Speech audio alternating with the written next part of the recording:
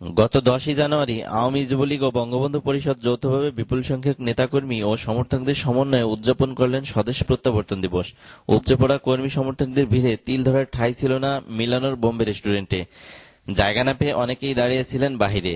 জনাকীর্ণ এ সভায় সভাপতিত্ব করেন বঙ্গবন্ধু পরিষদের বিপ্লবী সভাপতি জনাব নাজমুল কবির জামান ও পরিচালনায় ছিলেন আওয়ামী যুবলীগের সহসভাপতি জনাব ফজলু মির্জা। প্রধান অতিথি ছিলেন মিলন নম্বর দেয়া আওয়ামী লীগের বিপ্লবী সভাপতি আব্দুল মালেক মোল্লা এবং বিশেষ অতিথির আসন গ্রহণ করেন বাংলাদেশ সমিতির সুযোগ্য সভাপতি ও বিশিষ্ট আওয়ামী লীগ নেতা জনাব মুজিবুর রহমান হারিস, আওয়ামী লীগের সিনিয়র সহসভাপতি মোল্লা মাহবুবুর রহমান হান্নান ও আওয়ামী লীগের সাধারণ সম্পাদক জনাব আব্দুল মান্নান মালিথা। প্রধান অতিথি তার মূল্যবান বক্তব্যে যুদ্ধ চলাকালীন সময়ে সক্রিয় অংশগ্রহণের বিশদ ব্যাখ্যা প্রদান করেন। কারণ বঙ্গবন্ধু যেদিন এসেছিলেন সবার সামনে তিনি বলেছিলেন, বাঙালি জাতি আজকে সবাই শেষ হয়ে গেছে। আমি কি দেখতে পাচ্ছি? আমি দেখতে পাচ্ছি অনেকের সন্তান হারা।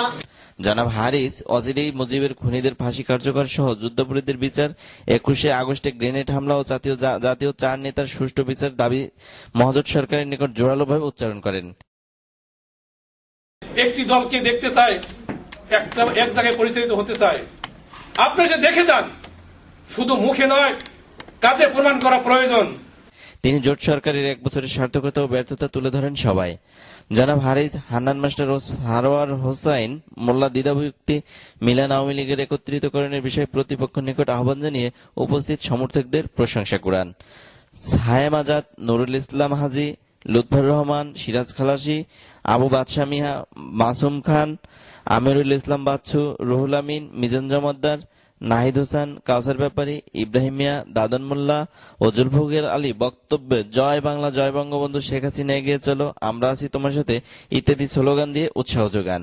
উক্ত অনুষ্ঠানের প্রধান আকর্ষণ ছিল এক সময়ের মাদারীপুর সরকারি নাজিমুদ্দিন কলেজের আওয়ামী লীগ নেত্রী মিনারা সুলতানা লিপি, ইমারত হোসেন ইমু, চ্যানেল এস, মিলানো, ইতালি।